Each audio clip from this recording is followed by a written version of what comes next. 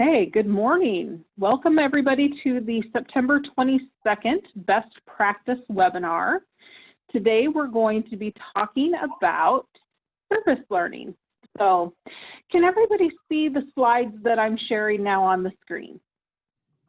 Just want to make sure that technical issues are not happening this morning. So a few weeks ago, when I sent out the invitation to this best practice webinar today, I had also shared a link with you that included a pre-recorded webinar that I'm hoping everybody had the time to view, because this webinar will actually reference several slides or points of interest from that particular recording. So we'll still be able to have some good conversation today. I do see that this is going to be more of an interactive presentation.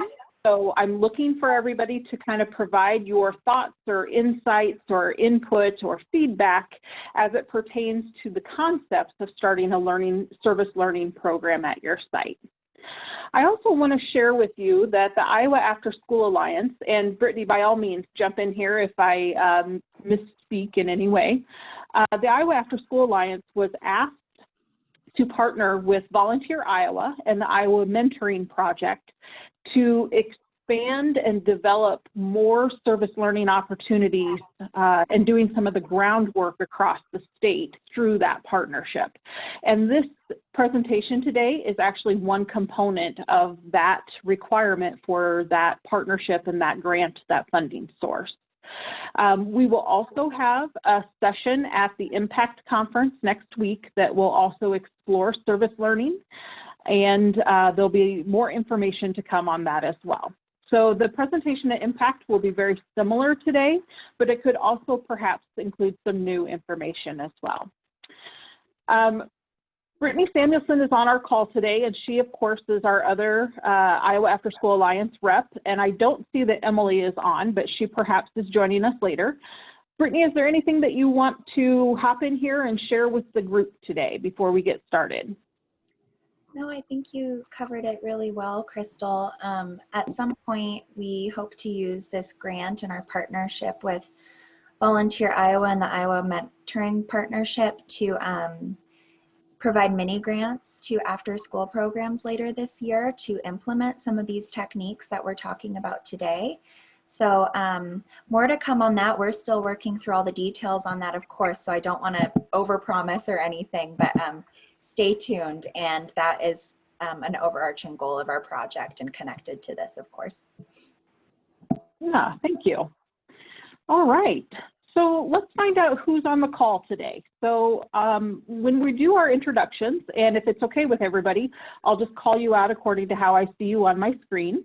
If you want to share your name, site, and role, and then answer the two questions that are on the screen there as to why youth service learning is interesting to you, and then what's your level? So are you a rookie, meaning you've never done this before?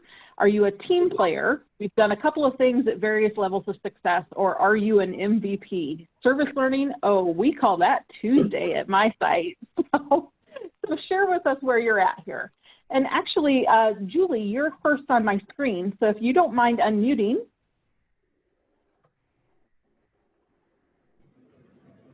Not at all. Julie Fetters, the 21st Century Program at Hillis Elementary here in Des Moines Public Schools. Why am I interested? I think it's a valuable lesson that all the children should have, that there is a lot more in life about giving than taking. And my level is, I'd have to say I'm just about a notch up from rookie. We have done a few things in the service learning area throughout the past few years, nothing on major, ground. We've done some nice things for a few senior centers. We've done some things like we cut up old t-shirts and sent them to third world countries. They use them for diapers. We've done stuff for the ARL, but nothing very grandiose, but yet enough that we feel that, the kids were able to take something away from it. But I would love to be able to call it Tuesday at my site. I would love to be able to get it, you know, something that is that regular and that routine. So my kids know that, you know, this is how it happens. So that's who I am and where I stand. Yeah, thanks, Julie. I appreciate that. I actually have Andy next on my screen. Okay, well, I aspire to be a rookie in youth service learning. It's my hope that at some point I do reach that level and get that certification.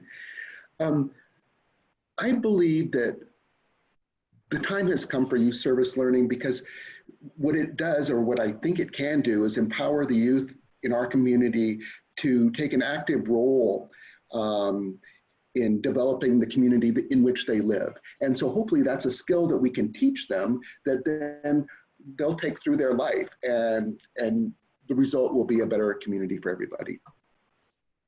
Yeah, perfect. I couldn't have said it better myself, Andy. Very, very nice. All right, I have Cassie next.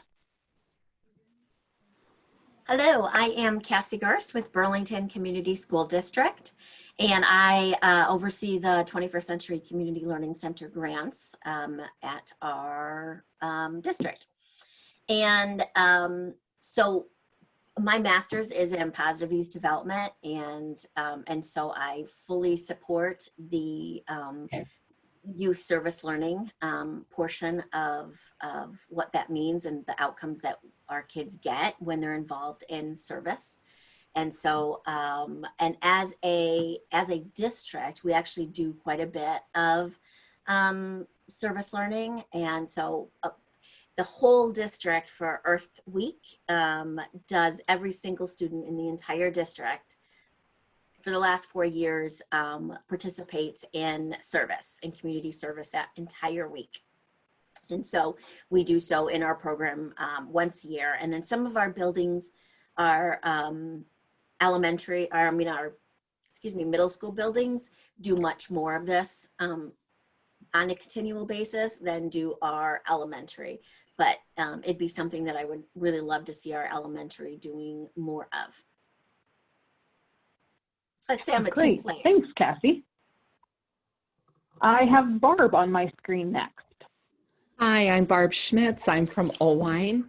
I'm the elementary school counselor, and I also take care of the 21st Century Grant. I think we're team players. We do active community service with care centers.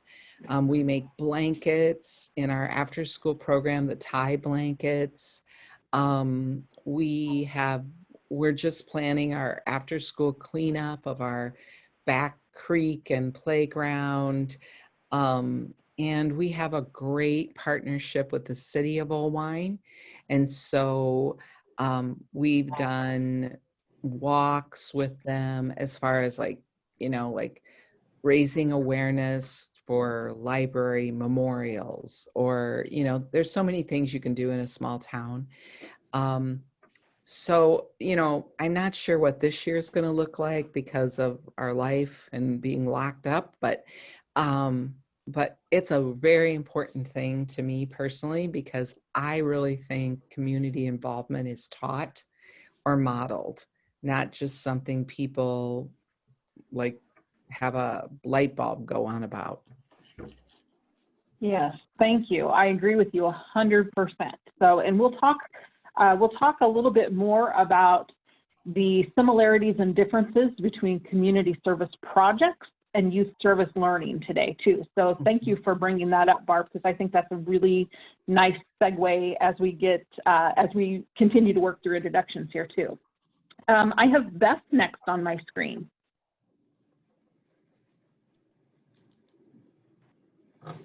Beth?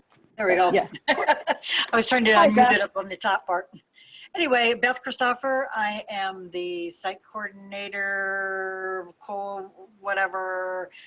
Took over for Barb and kind of just do it all, business, everything. Virginia's basically the site coordinator who does a lot of the work with the kids. I would say we're probably into service learning. Virginia really likes doing it. She gets the kids involved doing it, and so they enjoy it. It's just giving back to the community, I think, is more of what they've basically done.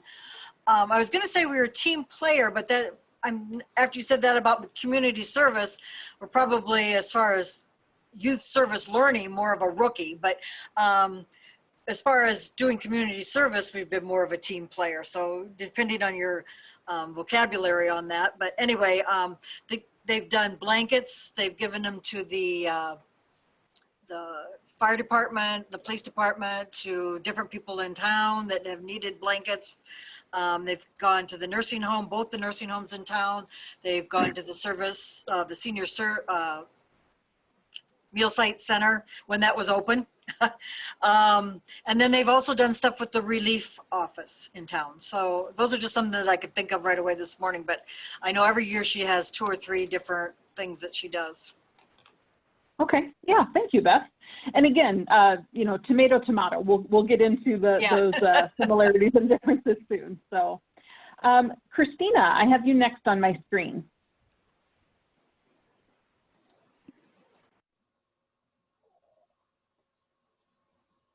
Okay, Christina, you're still muted. Okay. Hi there. I'm sorry. We have kids that we're serving right now, so I'm going back and forth sometimes dealing with incidents and things like that. But I'm Christina. I'm the unit director at our BERT Boys and Girls Club for Boys and Girls Club of Central Iowa. So youth service learning is something that I'm like new to this because at my other club sites, I haven't done the 21st grant, so I'm excited to learn more about it. But just a couple of things that I know that we're helping in areas right now is that we're really partnering up with Des Moines Public Schools and other schools around in our surrounding areas and helping them with their virtual learning support with our kiddos is what we're doing right now. So absolutely, yeah. And Christina, just so you're aware, we are recording this, so if you do need to step away, you can always come back and look at the recording when we're done. So okay, awesome. We understand that dual responsibility. So I appreciate all it. Right. Thank you. Yes. Kelsey, I have you next.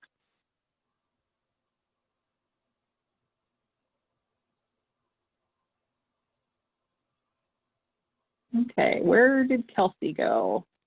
I just lost Kelsey. Okay, so if she joins us, we'll have her introduce herself as well. And then we also have Vic on the call today. So Vic, if you want to chime in and introduce yourself this morning. Good morning. Yeah, I've been doing service learning since I guess 1998. And you know, I started as a classroom teacher.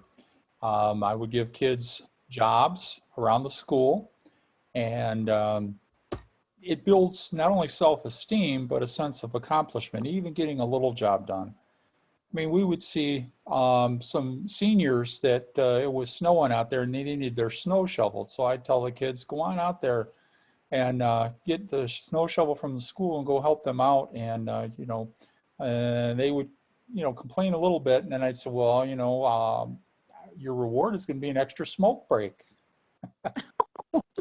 Yeah, I taught alternative. You know, so you get an idea. There was a kind of a rough school. So, but when I came to the department in this role, I was managing a Learn and Serve grant, which was focused on providing service learning experiences for kids.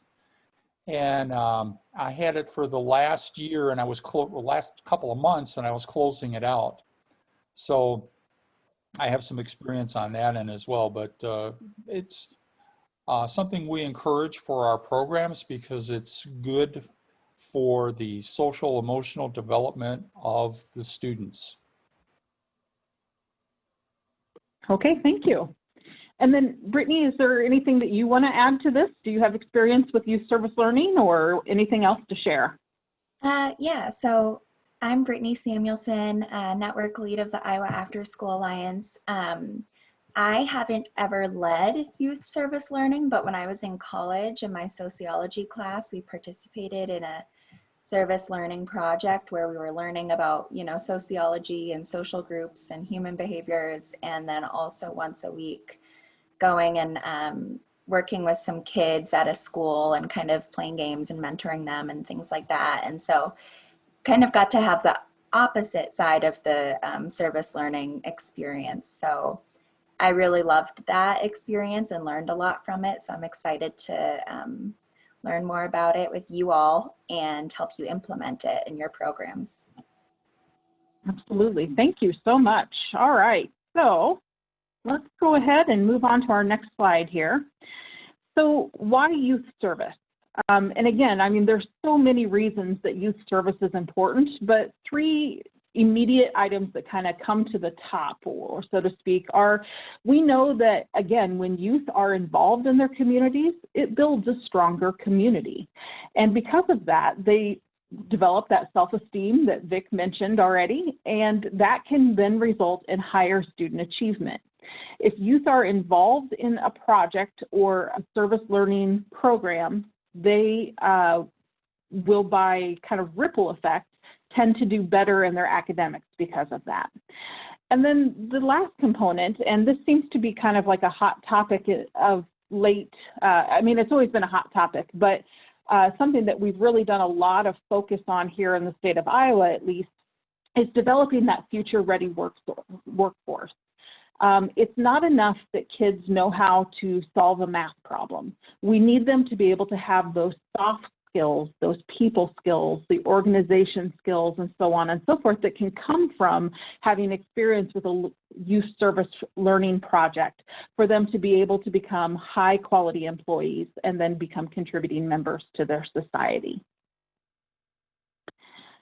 So one thing that I want to do a quick clarification on is if you were able to view the pre-recorded webinar, a couple things to differentiate here. And again, we'll talk more in just a moment, the difference between a youth service learning project and a community service event or project in and of itself. Youth Service America has a program that they call Semester of Service. And if you wanted to look at a really high quality, best practice model, it would consist of the bulleted items that you have on your screen here, which are the components of a semester of service. So it's that 12-week minimum program, 70+ hours, root cause, intentional learning goals, youth voice, all of these things you see on your screen. I want to be very clear with you to say that if you don't follow each and every one of these bullets, it's not that you are not doing a youth service program. It's just simply that you are not following the semester of service guidelines. And again, you'll have to determine what's going to be the best fit and outline for your site.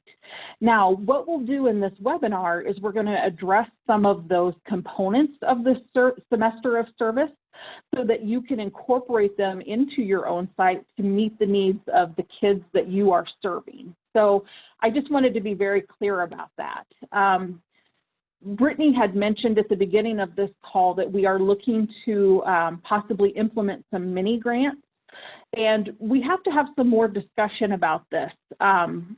So I cannot say at this point that we will require you to use a semester of service, but I do think that it's fair that you would be required to present to us kind of evidence of how you're going to be implementing some of these best practice qualities should you decide to apply for a mini grant. Brittany, would you add anything to that comment? No, I think that's all accurate for what we know right now. We're still in the phases of figuring that out, so we'll keep you posted. Right. Okay. So when we look at the components of a quality service learning program, we're really talking about three things. We want youth to experience meaningful service. There has to be some type of an academic connection, and the duration and intensity match the intended goals. So this is kind of the first distinguishing factor between a youth service learning program and a community service project. Typically, your community service projects are very short term, perhaps it's a one and done. This is much more detailed and much more involved. So let's start to explore some of these. So when we think about meaningful service, what we're really talking about here is that it meets a community need. And the more specific you can get to your community, and that can be defined in a lot of different ways. Community perhaps is your site, maybe it's your immediate neighborhood, maybe it's your city, maybe it's your county. And then as you progress further out, the project becomes more detailed and perhaps more difficult, but thinking about what community means to you.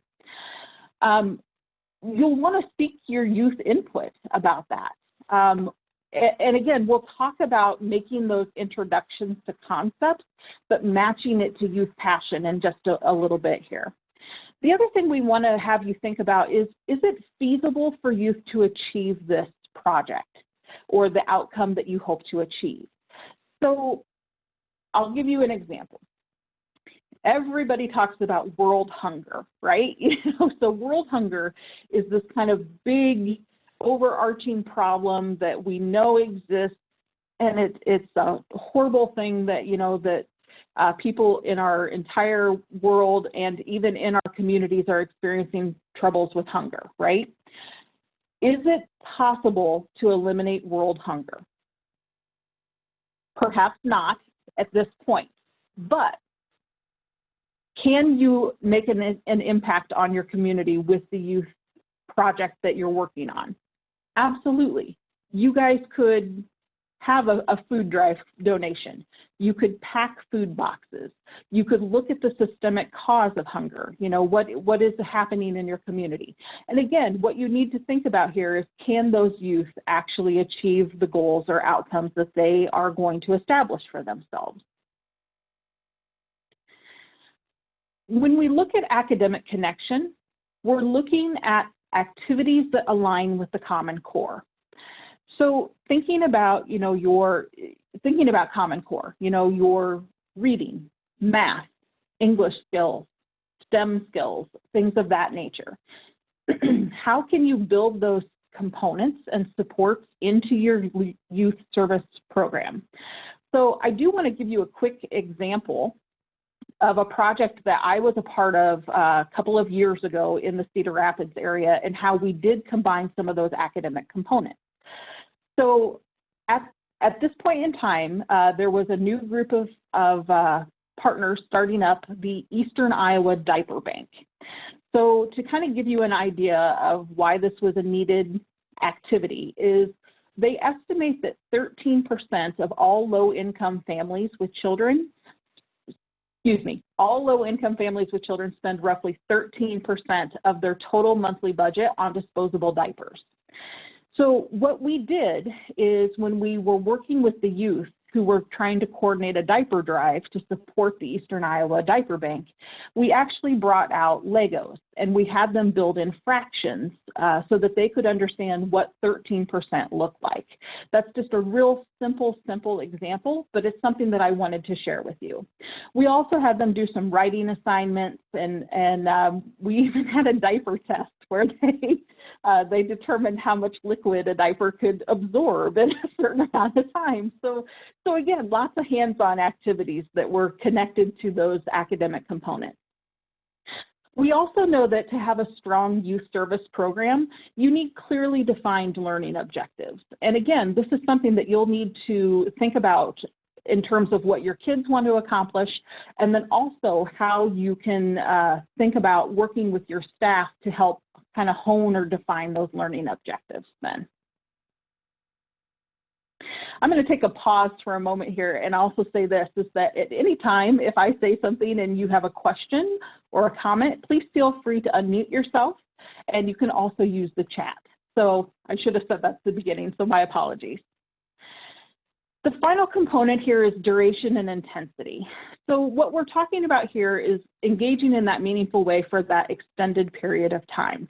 This is not a one and done. And again, this is nothing against a community service project, because those clearly have huge value and they can have huge impact in the community. The group of kids I was working with, we could have absolutely did a diaper drive, delivered the diapers, and have been like, oh, good job, pat ourselves on the back, right? But we chose to make it a longer project. We chose to incorporate some of those academic components, and we really built upon the passions of youth then too, which kind of elevated it to that level of service learning. Now, full disclosure, did I have 12 weeks of service learning when we were coordinating that? No. I don't know how many hours we had off the top of my head, but it didn't necessarily align with the semester of service model. Do I still think that it was a service learning component? Absolutely. Could it have been better? Absolutely. So again, you'll see a little bit later, we're also talking about the fact that service learning is not about the product, it's about the process. So keep that in your mind as well. Oh, I guess I would also say too that a lot of times your community service projects have the potential to become service learning. So you might want to think about those as kind of that springboard for kind of that next elevated step then. So if you were able to view the webinar, one of the components that they talked about was how to build a quality timeline. And it included 3 key components: an investigation period, a planning and action period, and reflection. So now let's kind of dive into those a little deeper here today. So when we talk about investigation, what we're actually talking about is the time spent with youth exploring their passions, where they want to make that difference, and then bringing those ideas or concepts to fruition. So this first bullet here stating that it is the most crucial component of a service learning project is absolutely true. If you as the adult choose the focus area, your kids might not be as excited or pumped up to participate. But if it's their idea, then you're going to see really good things come from this. So one of the very first things that you're probably going to need to do is have a brainstorming session. You know, ask your kids, what are you passionate about? What do you think our problems in our community are, and why do you think those things? Find out what their background knowledge is. Do they know these things because they're experiencing them? Do they know it because they can see it when they look at their elderly neighbor struggling to scoop their snow in the wintertime? How do they know what they know? And then you'll want to encourage a research component. And research means a lot of different things, right? It could mean doing some research online. Maybe you're going to look at county demographics, or maybe you're going to read a book about recycling together. Maybe you're going to conduct interviews with the 3 or 4 elderly neighbors that are in your neighborhood. And yes, I know we're in a pandemic right now, so we'll have to take that into consideration as well. Maybe it means taking a walk during your after-school program and kind of doing an observation of your environment. That research could mean a lot of different things, and it's a way to really engage those kids. You're going to need to identify your resources and your contacts. And thinking about what resources means is it financial? Is it material? Is it time? I always kind of lean towards I call them the 3 T's: time, talent, and treasure, right? So think about, you know, how other people in your community can help you build the time, the talent, and the treasure it takes to complete your project. And building your contact list, of course, you guys are the experts in that because you know who your local community partners are, but don't be afraid to explore new community partners as well.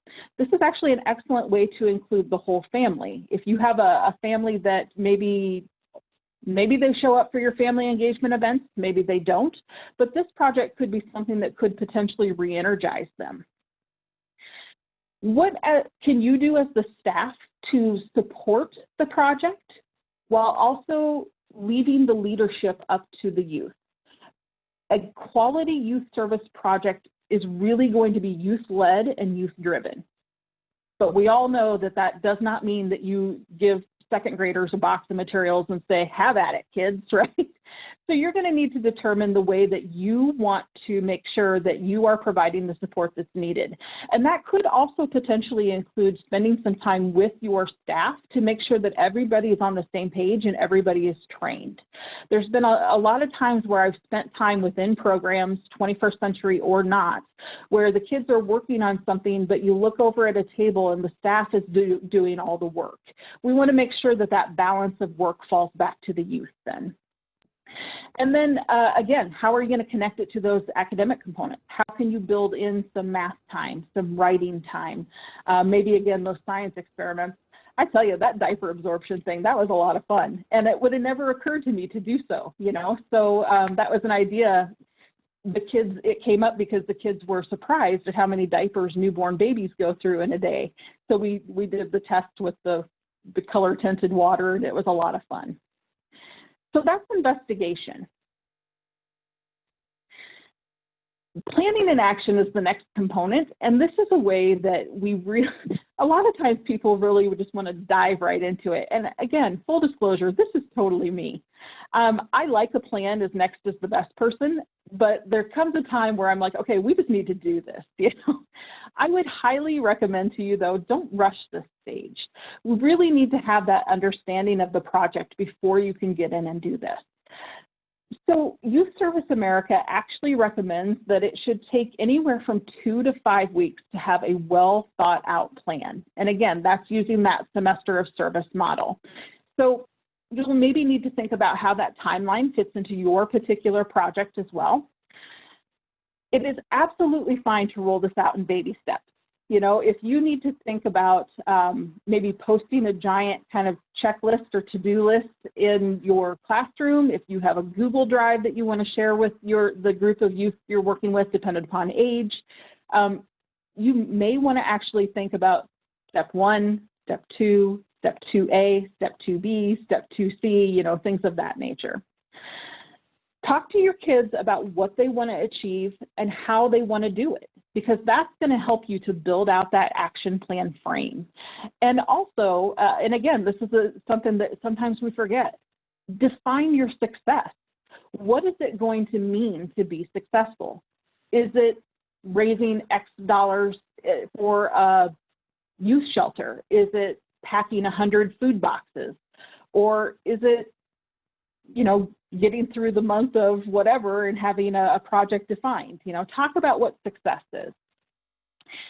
If you have enough kids who are involved in your program, you may want to consider breaking them into work groups or work teams, because that helps to develop those soft skills that they'll need for future employment. But it also provides a level of kind of check and balance and accountability in there too. So I have on the screen, you know, maybe you have a group of 2 or 3 students who are going to work on partnerships. Maybe you have a group that's going to work on identifying resources or shoring up some of those resources. Maybe you have a group that doesn't necessarily like the hands-on stuff, but are really solid writers and they know all of the social media stuff. Well, you can work with them on that too. And again, we're talking about kids of different levels here. There's no way I would have a second grader be doing some social media posts for me, but that would be a great thing for high school youth to do perhaps. Identifying volunteers and so on and so forth. The second to last bullet here is, again, something for you to think about as you lead this project is steering youth towards that strength, but allowing them to also try some things that are new. So thinking about those kids who maybe don't enjoy those hands-on experiences so much, but are strong writers, it's still a good idea to encourage them to think about getting out of their comfort zone. They may discover a whole new world of something that is interesting to them and something that they really excel at. So the whole intent, of course, is to make that community impact, but it's also to expand your youth learning opportunities. And then consider backwards planning to establish a reasonable timeline. So Brittany, Vic, and I just worked on a pretty lengthy project that involved a federal grant. One of the things that we did within that is, you know, if it's due this day, then looking back and looking back and looking back, these are the things, the kind of the milestones you needed to hit to make sure that you were going to do it in an effective and an efficient way. So backwards planning can be very helpful. Does anybody have any questions so far?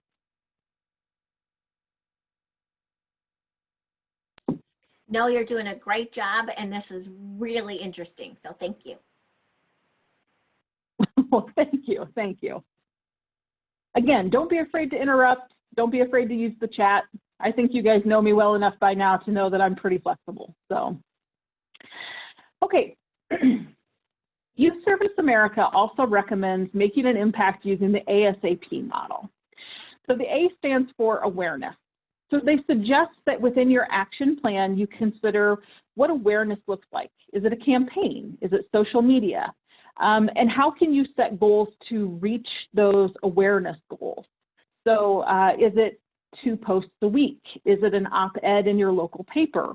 Is it the development and distribution of flyers? You know, again, thinking about how you can increase your awareness. The S stands for service. So this is both direct and indirect, and it also includes both long-term and short-term. So this speaks a lot to the sustainability of your project, how you will approach working with this. Is it going to be rolled out in phases? What are those immediate, like, do you need 10 kids to do this particular item, or is it just enough that you make some connections in your community? So again, direct versus indirect. What do you need to accomplish in the next few weeks? How are you going to maintain this project over time, or do you not want to maintain this project over time? Those are some concepts as well to consider.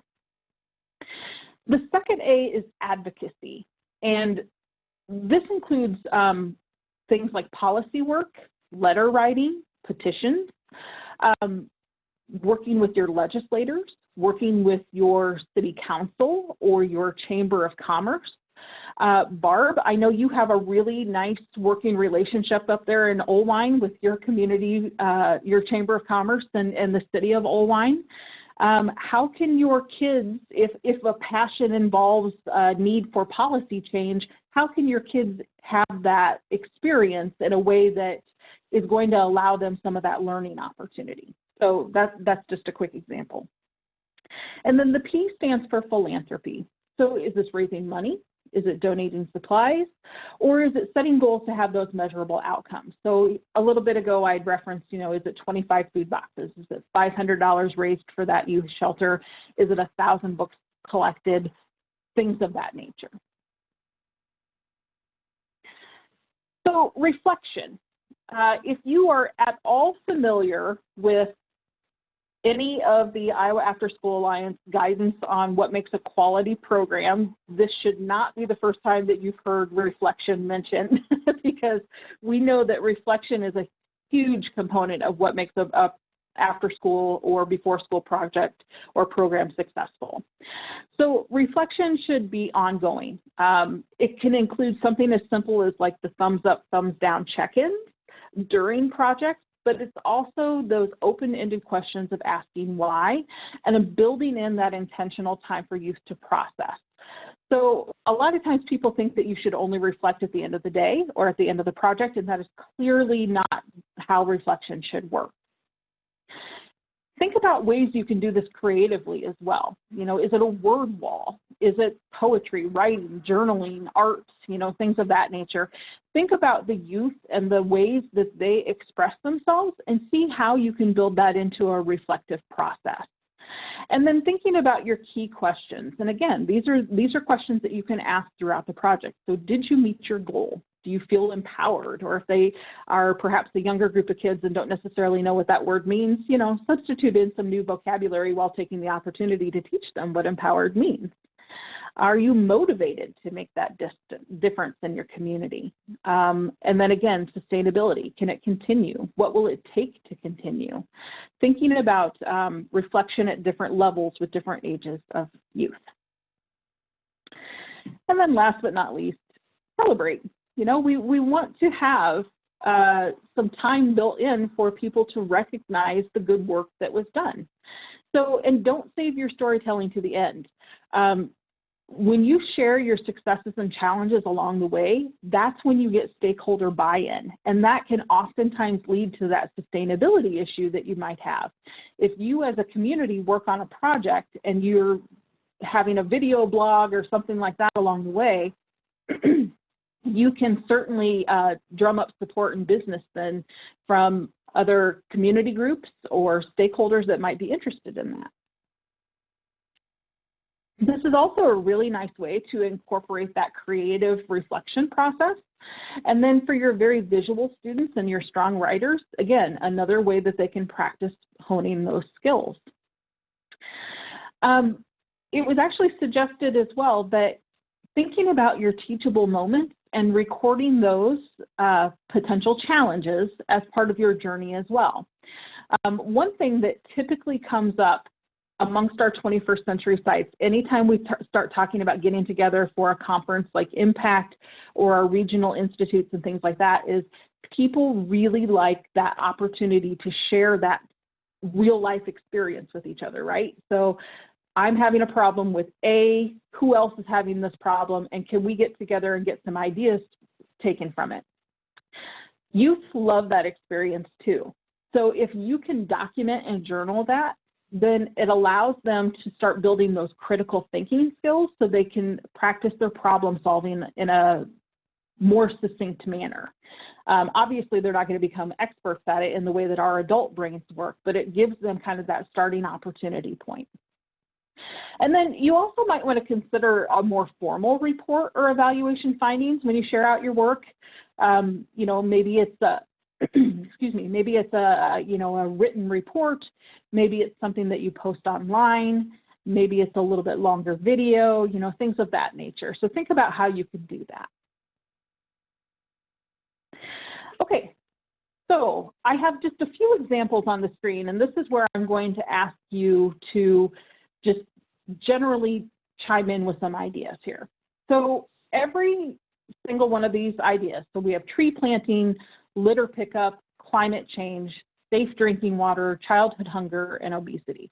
And again, if none of these absolutely speak to you, I guess what I'm looking for from you now at this point is, can anybody chime in, picking one of these or a topic that you have in your head, and just talk about how you might, within 30 seconds or so, how you might start to do a youth service program for this.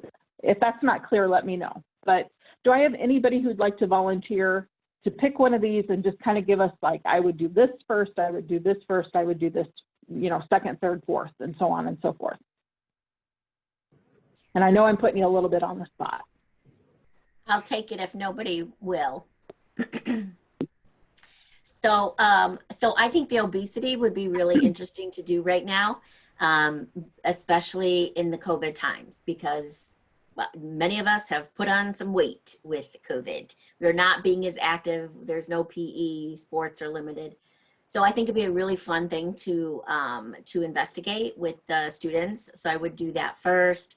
And really start talking about all the things that, what did you do before to stay active? What are you not? And you can kind of lead that conversation. So, and then see what comes out of there. And then explore that a little bit next, more in depth. And so how would we then, talk about this project, and what would come out of that if we've gained weight? How would we, want to work with our, and then maybe in school building as our community, and what will we do in our school building to kind of to combat that? And then, okay, so now what are their ideas and brainstorming, and then create awareness. How do they want to do awareness in their building? You know, maybe they want to do some surveys, and because everybody has Chromebooks, so they could do, you know, Google forms and have a survey with the other kids. And then, or maybe they want to involve teachers too. And then, so what project would you come out of that? Oh, we need to do a, you know, for 1 week or for many weeks, there'll be where we're all going to stand up in our classrooms because they're not moving classrooms, and we all have to do X, Y, or Z. And then on our hybrid days, they have to do X, Y, or Z. And then how are they going to, do they want to do some advocacy around that project and about being more active in this time of staying at home and online continuous learning? And so I could see that being a really fun project. So that's kind of what how I would do it. Yeah, absolutely. And again, there could be so many ways that you could connect the academic component to that. And then, of course, at your celebration, you're probably not going to serve cake, right? You'll maybe have some fresh fruits and vegetables or something. So, yeah. Does anybody else want to jump in real quick here? You know, we do something with litter pickup and climate change, and we call it a day of kindness. And we do it for the community. And this year we'll be taking children out in pods, which is what we're assigned, small groups. And that has been very positive, giving kids a trash bag, some gloves, and we have a park near our school that we can walk to. I do want to tell you that we addressed obesity by starting a walking club last year. And Cassie, I don't know what I was thinking, but when the children got outside, they all ran. I mean, we were on a trail and I was like yelling things like, wait, we're walking, because I couldn't keep up with them. It was hilarious. Ended up laughing my head off because every child is running and jogging. And I'm like, no, it's a walking club. I can't run as fast as you. So they did their mile and I basically stood waiting for them to come back. It was one of my worst ideas, but they did get exercise. I just was a mess, but otherwise it worked out great. So again, to the point of documenting your challenges, Barb, you know, if somebody else decides maybe that's a way they want to combat obesity within their community, you might want to give them a heads up. The minute you get outside, those kids are going to take off running. Oh, very good, very good. So, all right. Looks like we have about 15 minutes left here, so I'm going to get back into the slides. But again, if anybody else has something to share, you're absolutely welcome to chime in. So I said this earlier, again, remember, it's not about the product, it's about the process. We want you to think about how you can stoke that fire of passion for those kids and get them involved in their community. Because at the end of the day, that's what we're talking about here, is we're talking about building opportunities for kids to improve upon our communities. So you also want to consider, if you are going to work with different age groups, ask yourself if different projects are doable. So if your younger kids want to work on this, and your middle school kids want to work on this, and your high school kids want to work on this, can you do all three at the same time? Do you personally have the capacity to do that? Is it the same project and they're each going to take equal parts, appropriate for their age and developmental levels? Or do you maybe work with your elementary kids in the fall and your middle school kids in the winter and your high school kids in the spring? Or, you know, whatever's going to make sense for you. Another tip that Youth Service America includes and they really promote is this concept of living documents, which is that poster on the wall. It's a great way to kind of keep it literally in front of their faces. Now, obviously, we're in a virtual world right now, so maybe that means something a little bit different for us in different times, but thinking about how you can keep kids thinking about the concept, motivated towards the concept, showing that progress. You know, think about if you've ever done a fundraiser and they have kind of that temperature gauge where you can see the color as it grows as you reach your financial goal. People love that because it really speaks to that kind of inner brain of ours to be able to see that progress. So think about those things too. So, of course, other things we might want to consider is how to engage youth during a pandemic. So I guess the very first question that I would ask is the pandemic itself a cause for your community? So are you seeing literacy scores decrease? Maybe your community service project then becomes a book drive. Are you seeing that people are getting a little chubby because you're not getting out and doing that exercise and so on and so forth? How can you incorporate virtual exercise time or something of that nature? So thinking about creative ways to engage youth during this time when perhaps they're not as physically connected as we have been in the past. Obviously, you'll also want to consider safety. So at the beginning of the presentation, I had said, you know, maybe it's taking a walk through the neighborhood and doing some observations, but you will need to think of ways to keep those kids safe.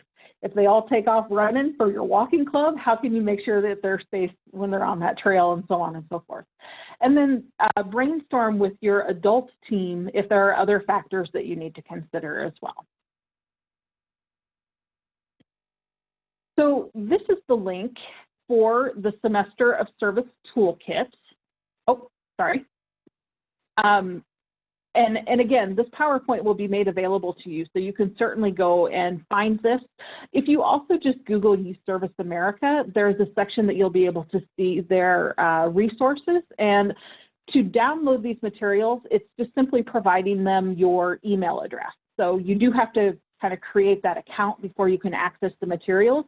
But it's a really nice document that you can look at and refer to. It also includes some planning templates and things of that nature if that's interesting to you. I'm sorry, I have a fly buzzing around my head today too, so yeah. All right, so I think what I would like to do is just kind of wrap up our next few minutes with any ideas that you have from this. So is there anything today that was like super exciting to you? Are you considering working with a particular age group? Do you anticipate a project, or what do you think your youth might be interested in?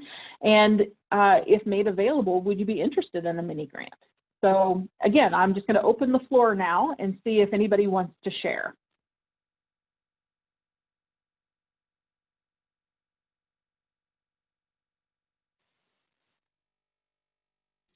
When I when I go to the You Serve America and then the semester of service, it gives me an error on the link. Oh, well, let me check that, and then I'll make sure that I get the correct link sent out after the meeting today. So my apologies for that. Maybe I No, you might have the right button. link. You might have the right one, and I have the wrong one. Okay, thank you. Let me see if I can handle that then.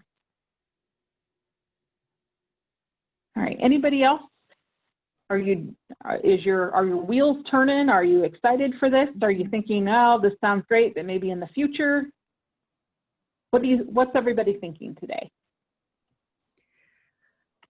I think we can do a lot of things even with the COVID going on. We just have to find the right connections. Like, you know, we are going to do a lap blanket, you know, those tie fleece blankets. We're going to do that project and have them delivered to a care center. And it is disappointing the kids can't hand them to the people, but there's video, there's pictures, you know, there's lots of things we're going to try because the kids love making those blankets. So we're going to do that. Yeah, great. So again, Barb, I would just encourage you to think about how you can, you know, take that to that next level, you know, as how you can incorporate some of those academics. You know, maybe you even, and again, this is a little bit dismal, but I just heard this morning as I was listening to NPR, that, you know, several nursing homes in Iowa still have pretty tight restrictions on visiting and such.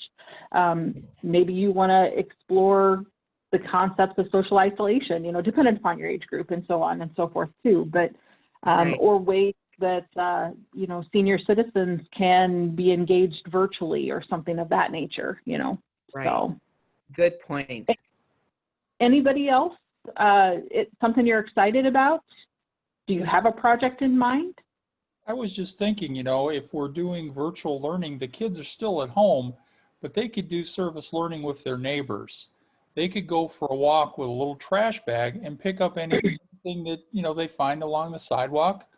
Fall's coming up, you know, they say, you know, help their neighbor with raking, and they could wear a mask and be safe. So, you know, service learning can happen right where you're at. It doesn't have to be something that you can only do through school. And so maybe that's something we want to think about until we go, you know, fully back to school with the kids. Right. And again, how you can incorporate through your out of school time program, how you can incorporate those academic components. Maybe you studied deciduous trees and the reason that they drop their leaves when you're thinking about raking. Or, you know, if your community has rules about where leaves have to go or something like that, and perhaps they're prohibitive to an elderly person, maybe that's where you involve your local government to try to get some accommodations made or something of that nature. So yeah, good ideas. So the last slide that I'm going to share with you is just the emails from the Iowa After School Alliance team. You hopefully know by now that we are all here to help you at any time with any questions that you might have, if you want to bounce ideas off of us, or if you are interested in those mini grant opportunities, it might be a good idea to drop us a line and just kind of let us know about that. So with that being said, this concludes our presentation today. Sincerely hope you enjoyed it. Hope you found some valuable information here. We will get this posted to the website, so you'll have the opportunity to look at the PowerPoint slides and listen to the recording at a later date if you need to go back and adjust. And then, as I'd mentioned, we're always here for individual questions through phone, email, social media, and so on and so forth. So I am, if there are no questions, I am going to stop recording